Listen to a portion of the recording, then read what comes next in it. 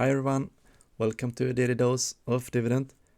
Hope you're having a nice day. Today we're gonna do a quick analysis of eBay. It has a market cap of $24 billion.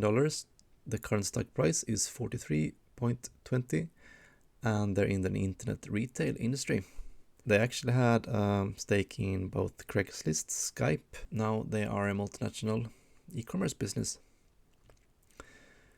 If we look back 10 years, we can see that they are performing similar like the S&P 500.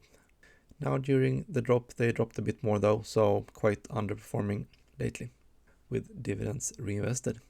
Let's take a look at some sales and earnings numbers. First off, sales growth 2.3%, that's an X. The earnings growth is minus 43%, definitely an X. The earnings estimates though are positive 9.36%. The return on capital is very high, 33%. That's a check mark. The debt is a bit high compared to their cash flow though, 4.27, but yeah, still within the threshold.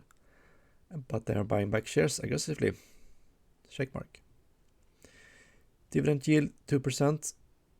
Payout ratio 90%, nice and low. They have not been growing their dividend for 5 years yet, so no growth rate for that. Actually only 2 years of dividend growth. That makes up for 6 out of 10 points. In gurufocus.com we can see that they flag it as a possible value trap, think twice. And that is because the stock price has fallen so much below what the normal valuation is. Let's take a close look at the valuation in fast graphs to get the whole picture. So in fast graphs, if we begin with a recession, we can see that they actually fared quite well. The stock price fell, but they kept up their earnings.